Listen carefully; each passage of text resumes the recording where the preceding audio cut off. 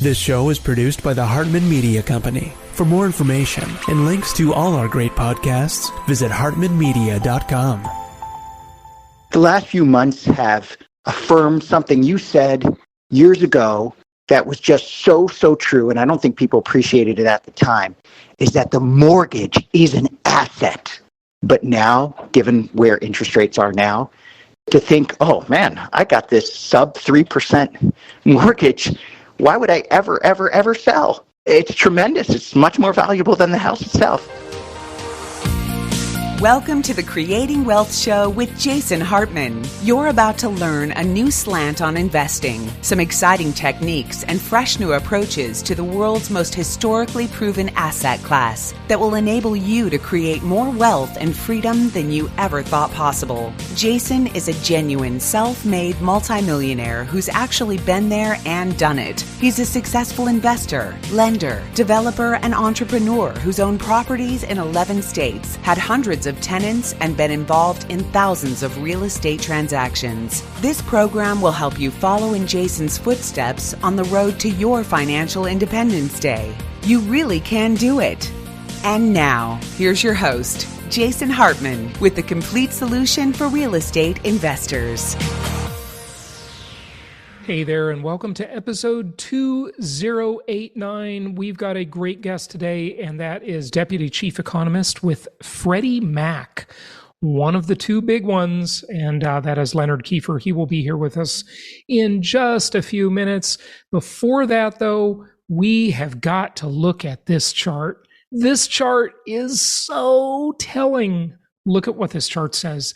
This is household real estate value and household mortgage debt as a percentage of GDP. Because the right question to ask is always, compared to what? And if you saw this without the reference to GDP, in other words, the size of the economy, how much the economy has grown or shrunk at the various times, it would lack important reference. So let's go into it. And you can see here that there is a lot of equity in the housing market. More equity means more stability and safety for the market. Now, what's interesting though, is on a personal level, we recommend that you have the properties more leveraged. But on an aggregate level, what does it mean for the marketplace, since most people don't know how to use leverage properly like you do? Well, it is better to have more equity in the overall aggregate market.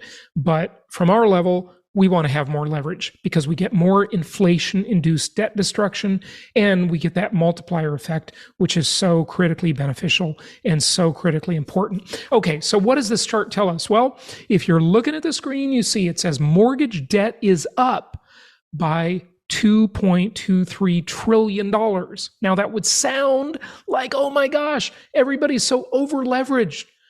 And that's from the peak of the housing bubble. But as a percentage of GDP, it is 46.8%, down from the last quarter and down from the peak of 72.3% of GDP. So this is really a staggering difference. This means that equity is way up and debt is way down. Mortgage debt. We're only talking about mortgage debt here, right? We're looking at virtually half. The number is half, basically, of what it was at the housing bubble, right? So that means most homeowners have large equity cushions in their home. And I added this arrow to the chart to show you just how big this delta is. It's absolutely staggering, and it shows that people are extremely comfortable with their housing situation and their housing mortgages. Okay, and we've gone into, the debt payment amount and so on and so forth before many, many times. Now, if you want to have more control of your income properties, if you want to reduce expenses dramatically, if you want to get much higher deposits from your tenants and have tenants that are more at stake in taking care of your property and making sure they honor their lease obligations, go to fireyourmanagers.com and join us, because our class is underway And the last session we had last week was excellent. This session, which we are having the next session, a couple of our students are bringing their own properties where we are going to actually work on their specific properties, their tenants, their situations, and help them gain more control, reduce expenses, and have a lot less management responsibility. Go to fireyourmanagers.com and check that out. I want to thank one of our listeners, Johnny Reck, for sending this chart in, which was also very telling. And it is median sold price by bedroom count. Now, obviously, in the vast majority of cases, if you have more bedrooms, you're going to have a more expensive house.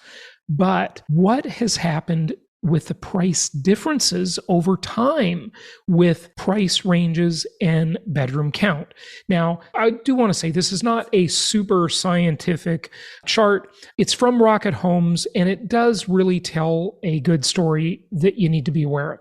This chart tells us an interesting story because it shows the delta in terms of the appreciation difference in low-end properties versus high-end properties.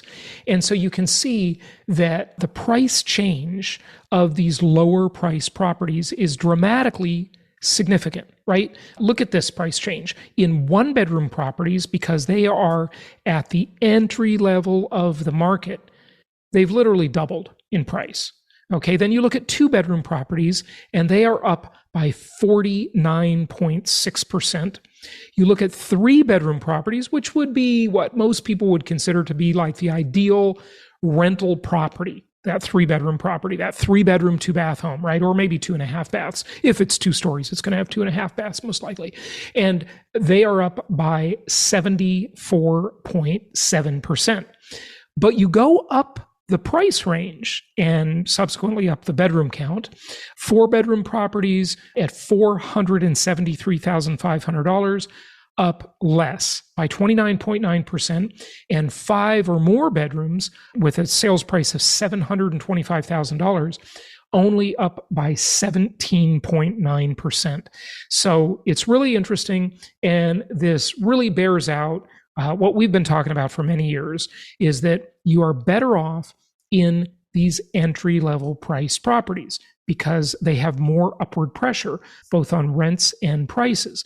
However, I must say, I have been surprised that the higher-end properties have done as well as they have. That has surprised me. I did not think it would be as good as it has been for those properties. So, and for example, New York City, as much of a disaster as it is in so many ways, that market has surprised me. Some of the cyclical markets on the California coast have surprised me at how well they have done. But again, the markets we've been recommending have done much, much better than that. So be sure to follow the show, the YouTube channel, and of course, on the website. Be sure to be on our newsletter list where you can get much more detail on all of these great subjects that we discuss. Without further ado, let's get to our guest and talk with our Freddie Mac economist. Here we go. It is my pleasure to welcome Len Kiefer to the show. He is the Deputy Chief Economist with Freddie Mac, and he is coming to us today from their headquarters, which has about, 5,000 to 7,000 people in the campus. And Len, it's great to have you on the show. How are you doing? Hey, I'm doing fantastic. It's great to be here. Thanks for having me. Our pleasure. So a lot of people obviously are speculating about the real estate market. They've been speculating for quite a while, and everybody pretty much was, I don't want to say everybody, but it's figure of speech, was pretty much thinking the real estate crash is upon us when those big rate hikes happened over a year ago. Yet the exact opposite had happened. And Freddie Mac, as well as many others, revised their forecast up. And they did that sort of, mid-year this year. I just want to get your overall take on the market. And you've got a bunch of excellent charts and graphs we're going to look at as well. So I'm very excited about that. But just kind of give us your 30,000 foot view, if you would, to start. Yeah. Thanks, Jason. I work, in our economic and housing research group with our chief economist and other economists there, at Freddie, and we think a lot about sort of just at a big picture where we think the economy is headed, what's sort of going on, and how that's going to then impact, housing and mortgage market is sort of the chain. But you got to really talk about the big picture about the macroeconomic environment in terms of inflation and interest rates, which has been the dominant story. And in this, despite the challenge of higher interest rates and tightening financial conditions, the really resilient U.S. consumer. And so since the U.S. economy has held up pretty well throughout the first 3 quarters of this year and into the fourth quarter, that's provided, the backstop to kind of surprise us a little bit in terms of where the economy is headed and where the housing market has been. And so the real question looking now at the end of 2023 is, will that continue into 2024?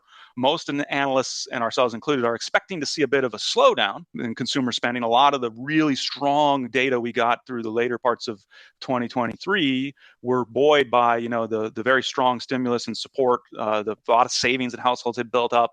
They're starting to run those down, and the weight of higher interest rates probably going to bring consumer spending down a little bit. We're even seeing that in the kind of high frequency read on the fourth quarter. It's a little bit slower economy, higher rates, but that leaves us with an open question of, well, what will the housing market do? Because in 2023, we kind of had two things going on, right? We had high rates, very low transaction volumes, low levels of refinance, low levels of home purchases, but prices held up and even reaccelerated. And so is that going to continue as kind of top of mind question, something we spend a lot of time thinking about, and we've done a lot of research, and happy to share and discuss that as we go throughout today, maybe to kind of help kind of anchor things. It might be useful to look at this first slide I got, which has got two charts on it. I love charts. So I got two of them on here. On the left panel, you've got mortgage interest rates. So Freddie Mac has been tracking mortgage rates on a week-to-week basis going all the way back to 1971. Freddie was founded in 1970, so almost as old as Freddie Mac itself. We've been tracking mortgage rates in the United States for 50 plus years. That's what you're seeing on the chart here. We got up to over 18% in the early 1980s. Since then, the last, decade, we've gotten used to these super low interest rates in the United States. That's gone away in 2023 quite significantly. Rates are all the way up over 7% and got close to 8% in our survey over the summer and into fall. That's quite different from what we've been used to, and coupled with high house prices is just really walloped affordability. Housing affordability, there are different ways to measure it. The NAR index I'm showing you on the right panel has housing affordability the lowest since 1985. The summer of 1985, when Back to the Future was the number one film in America. That's kind of almost 2 generations, depending on how you count it. We haven't experienced that. So that's kind of the major macro driver in the housing market, and one of the major things we have to deal with and think about the consequence, not just of where the rates are at an absolute level, but how fast they moved up. How fast they moved up kind of has 2 major implications.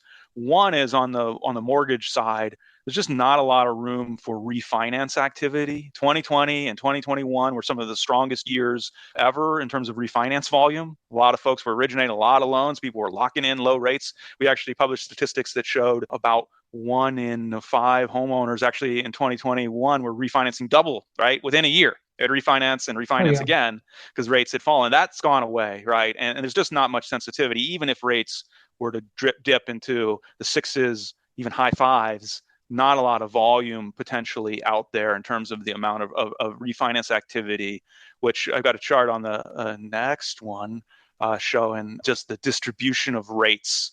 This is looking at interest rates on mortgage-backed securities, right, where the mortgages end up.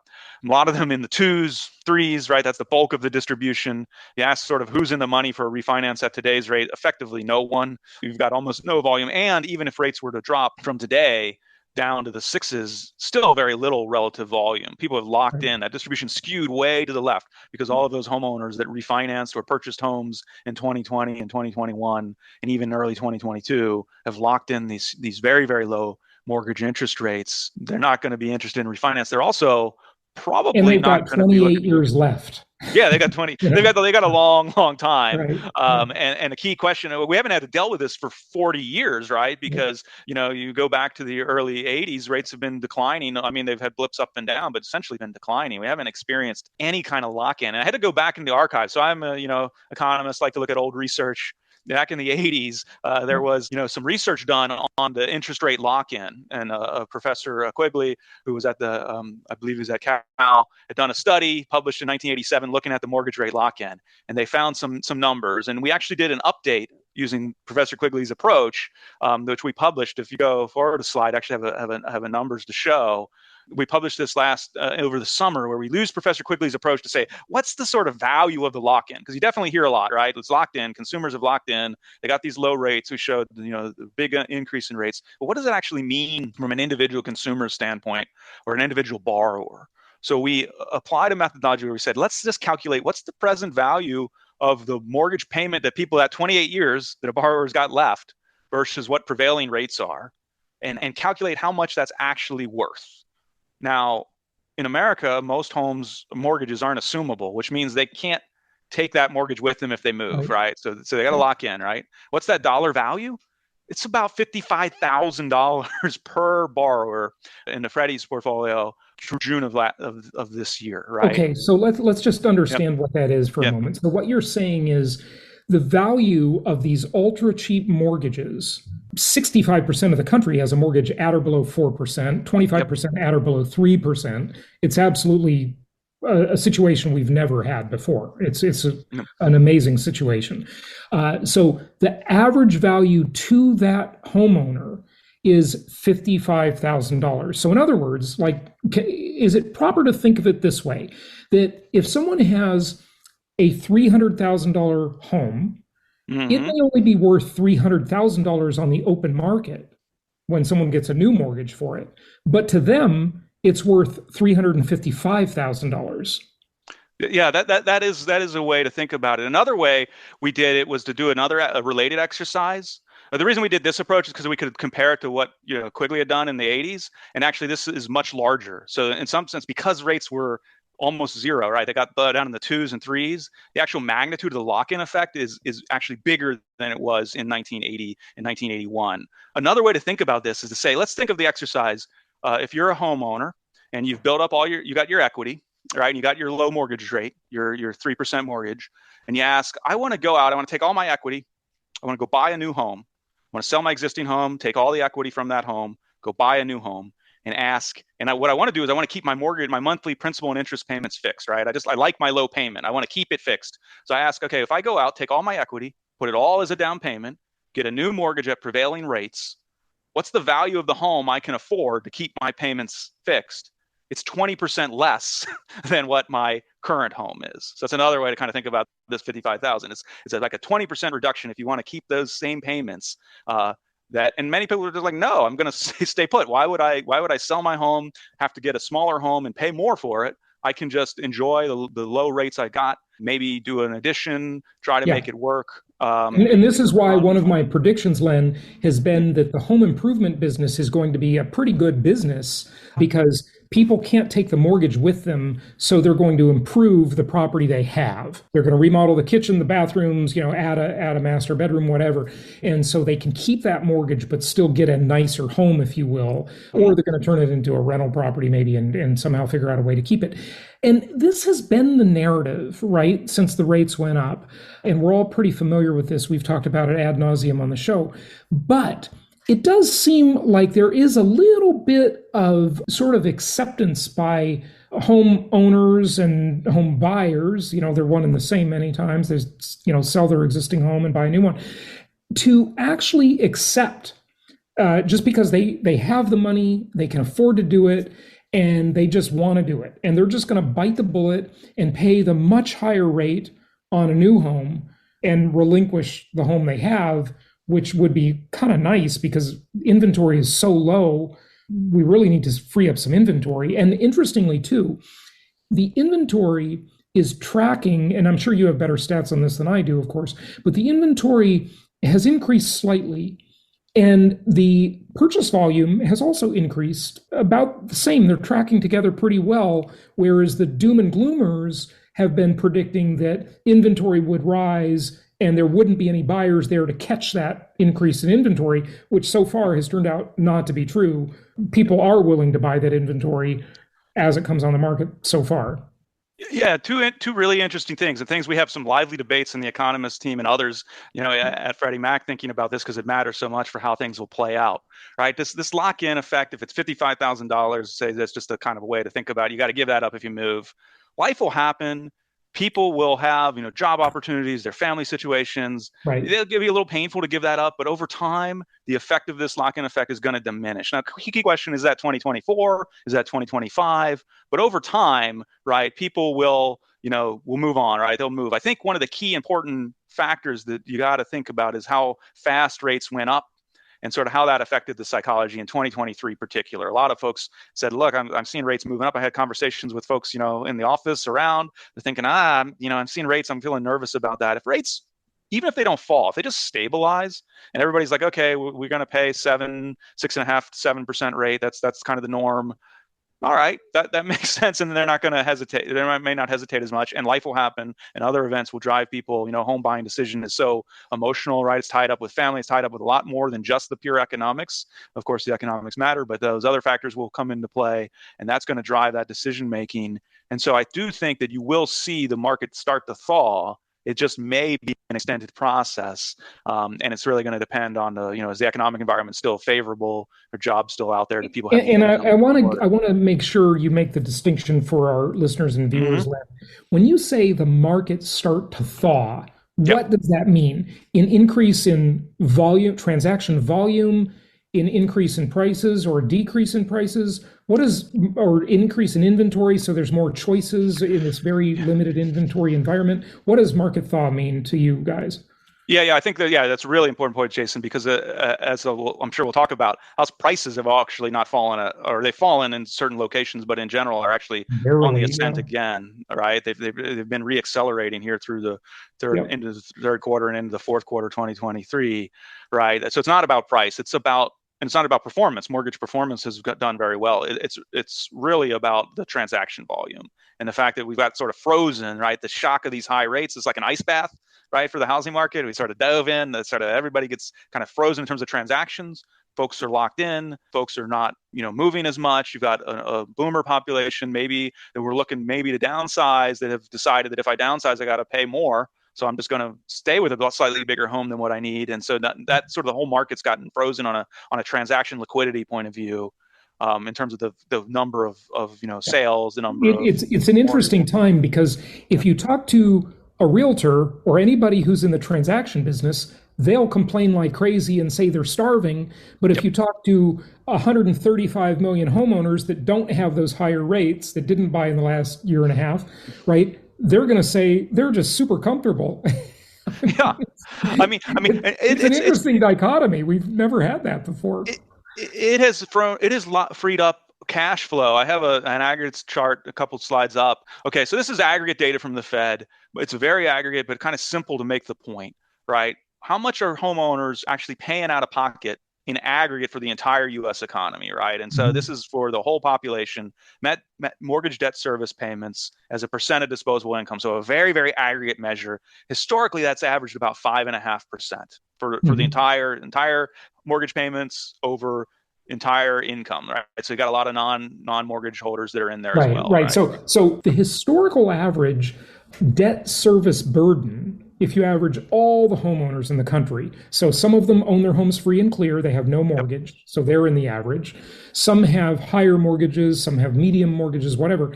The typical, historically since 1980, is only 5.5% of their income. But it's including renters as well, right? So it's a super aggregate measure. So it's really just looking for the whole U.S. economy. How much is mortgage payment going out, from a service versus aggregate total income? Or rent payment.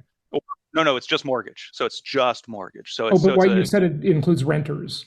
Well, it includes renters as the income, right? So the income is total income for the economy. So this is a very, very aggregate measure. It's very crude. It doesn't account for that. Right. It's not like what a typical buyer is, but what it is, it's sort of from just a macro perspective for the U.S. economy as a whole. How much is mortgage debt service sapping up from U.S. GDP, right, or personal income? That's what it's. So why you can do this is you can relate this to aggregate consumption. Yeah. Right. And you can say if we were at that historic average, that would be like a 1.5% income boost, right? Or decrease, right? So it's a very macro, very high level, but it's just to get a sense of what's the magnitude of these mortgage payments. Yeah, so what this tells us is it shows us why consumers have more money to spend. Yeah. Because their housing cost burden is so much lower than it has been historically. Yeah, you come back, you mentioned some of the folks that are more doom and gloom, right? You think about the rate increases. Back in 2008, right, heading into that, there were a lot more borrowers who had adjustable rate mortgages. In 2005 and 6, about 40% of new mortgages were ARMs, right? And they were subject to payment shock as rates went up. Now, 90% plus percent of mortgages are fixed rate, right? So they're not as sensitive to the higher rates, right? Yeah. So we've had this, you had the Fed increasing interest rates, you've had longer term rates move higher, mortgage rates up. Hasn't affected the consumer in the same way as it would have in previous cycles. So folks that are looking at something like, well, how is the Federal Reserve has raised interest rates? We'd expect the economy to slow. The long and variable lags in monetary policy may well be different in large part. I don't think it's a small part at all, because mortgage is such an important part of the U.S. economy, in large part due to the fixed rate mortgages that those homeowners have had. And so tighter financial conditions haven't slowed the economy yet. And so I think that's why everyone is really focused on, what's going to be the last data points in 2023 and into early 2024. We may expect to see a bit of a slowdown there, but because homeowners aren't experiencing, most of them, right, aren't experiencing a payment shock from if they had an adjustable rate mortgage, right, their rate resets higher, suddenly they got to cut back on groceries, got to cut back on other, spending potentially. Here, they're insulated from that. And so we've got locked up in the housing market, but not so much for the broader economy. You know what's interesting about this unusual market we have right now is that all of the doom and gloomers that have been screaming about the real estate crash and the end of the world coming, right? They are looking at the wrong time period. They're looking at the last, just a little over a year of higher rates. Yeah, housing affordability is terrible. But that's not what matters. There have only been maybe less than 5 million transactions in that time frame, right? Yep. I mean, there's about 140 million housing units in the United States, is my understanding, okay? There's 135 million people that are super comfortable. Those are the people that matter because they're not letting go of their house. As I always say, if you want to have a real estate crash, there is one absolutely necessary must-have ingredient to a real estate crash, and that is millions of distressed homeowners that have to sell their home quickly. We have the opposite of that. We have tens of millions of homeowners who are extremely comfortable. That's why there's no foreclosure activity. And there's another really important point, Jason.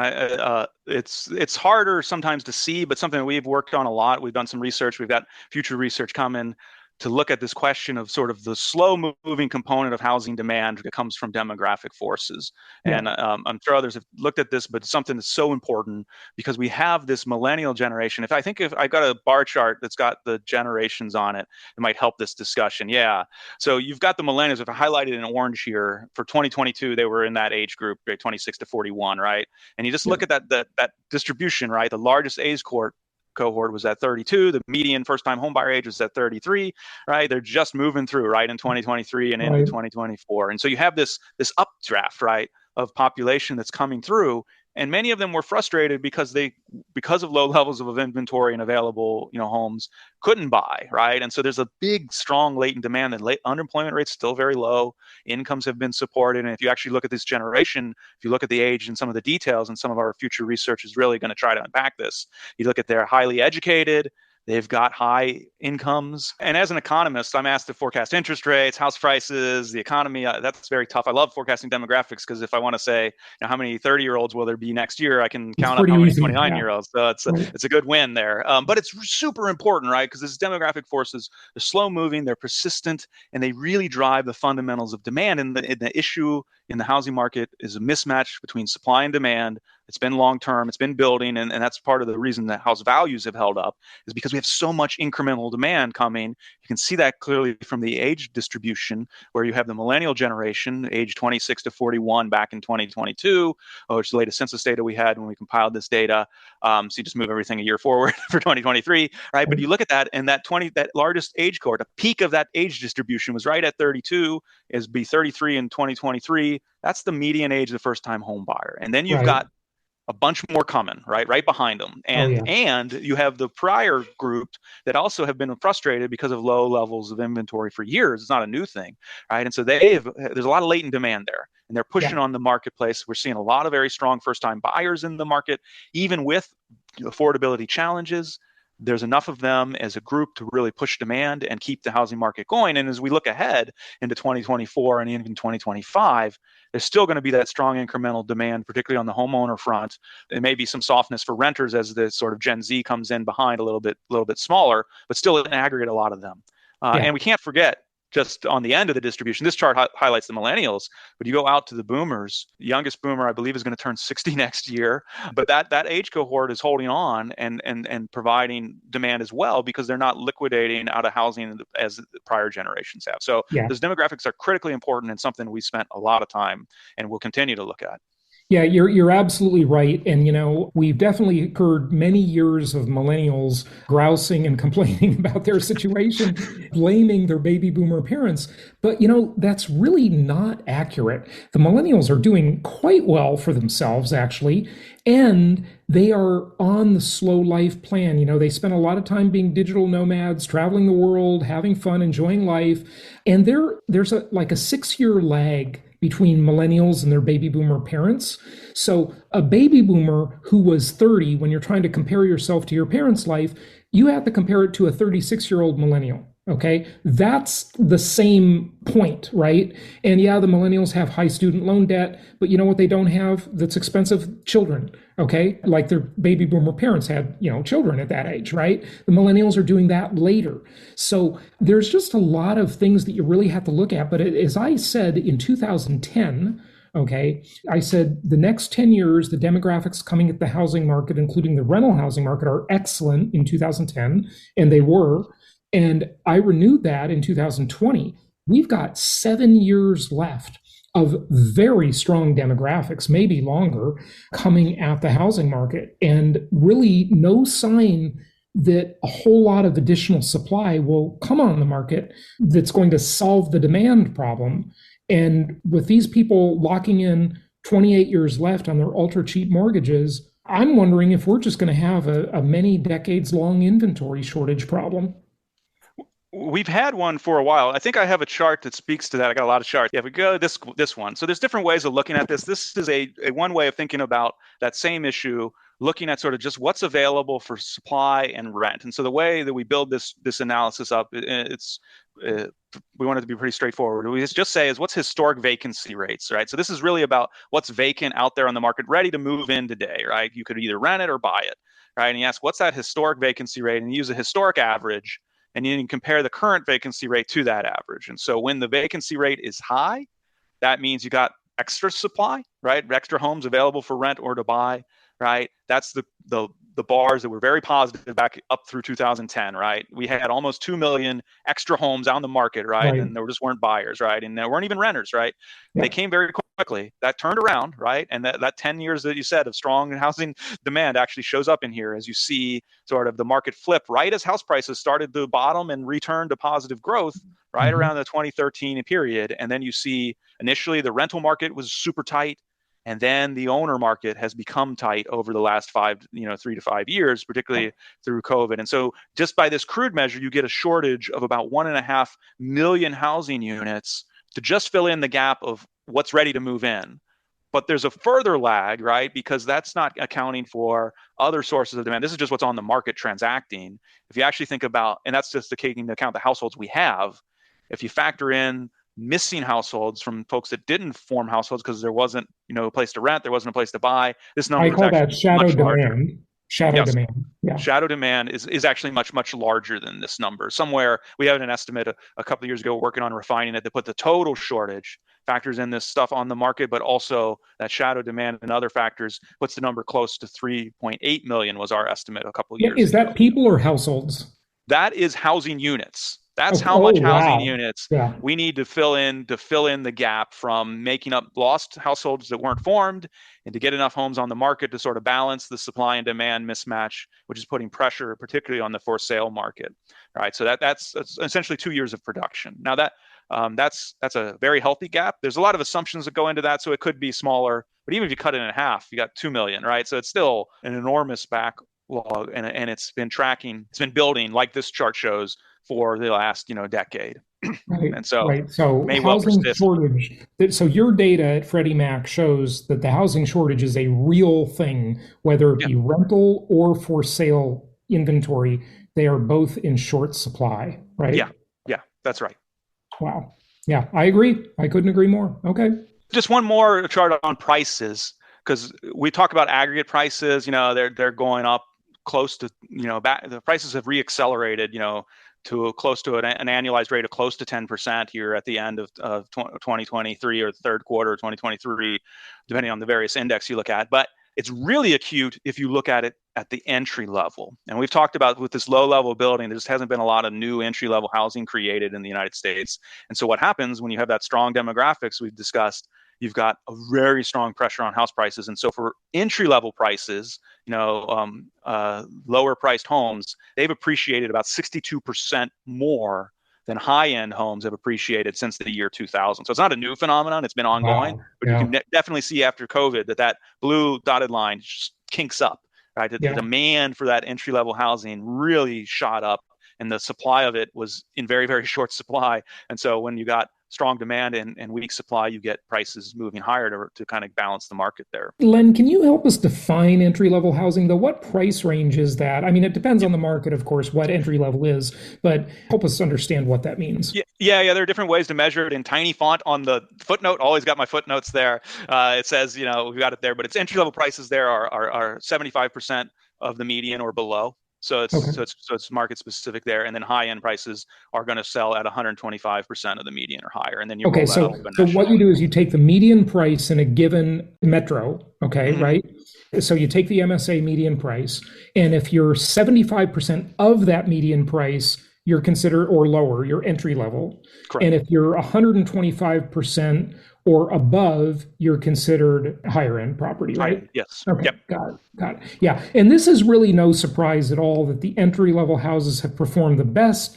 That's what we recommend investors buy. We help investors buy properties nationwide. So that's very telling. And you know what? I think this inventory problem is, of course, particularly acute in the entry level housing because builders can't afford to build that product anymore. It's just gotten too expensive with the infrastructure costs, the environmental regulations, the hurricane regulations, whatever it is in your given area.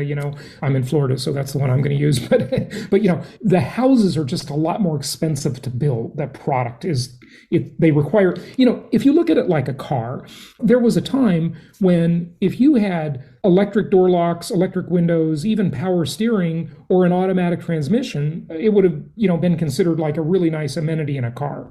Okay. When I was a kid growing up, we didn't have much money at all. We had a car, a little Honda Civic with no air conditioning, no power steering, certainly not electric windows or door locks, and a stick shift, right? And no radio.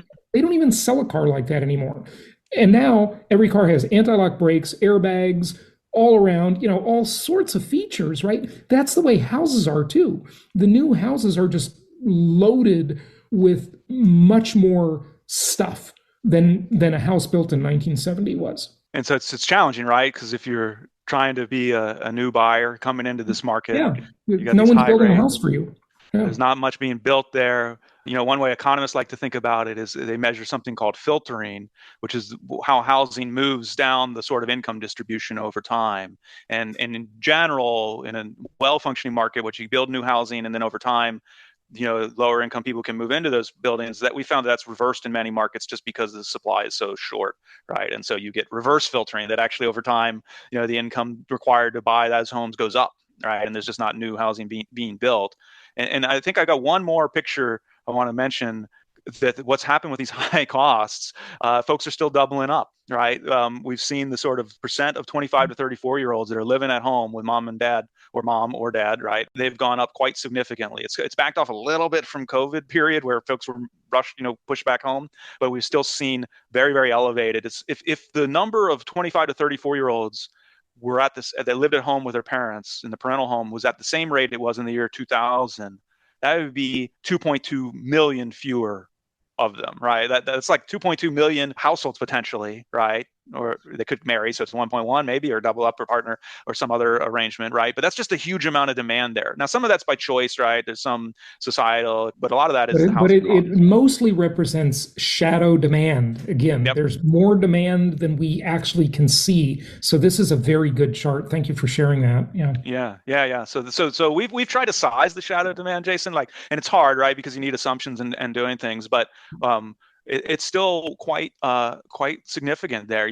One of the questions we've asked is just like, okay, if we've run out sort of millennials, right? If we exhausted that sort of demand there, and we found that no, that's not quite the case. Now we've run it down, right? We've had a lot of first-time buyers, we've had household formations run strong, but there's still quite significant demand, for at least for the next couple of years for the housing market there. So if you want to think about the real positive for the housing market, and a lot of folks don't focus on that, there's challenges for sure, but something that we think is really important, and we've done a lot of research and are looking forward to bringing out more of that next year as we continue to kind of analyze and see what's going on there in the market.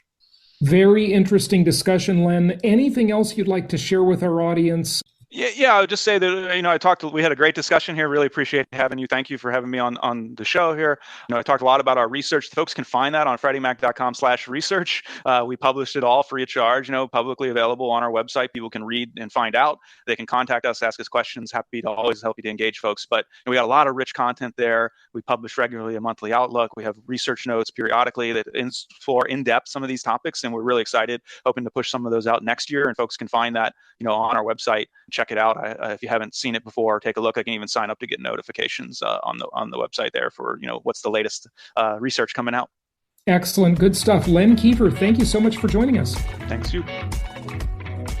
Thank you so much for listening. Please be sure to subscribe so that you don't miss any episodes. Be sure to check out the show's specific website and our general website, hartmanmedia.com, for appropriate disclaimers and terms of service. Remember that guest opinions are their own, and if you require specific legal or tax advice or advice in any other specialized area, please consult an appropriate professional.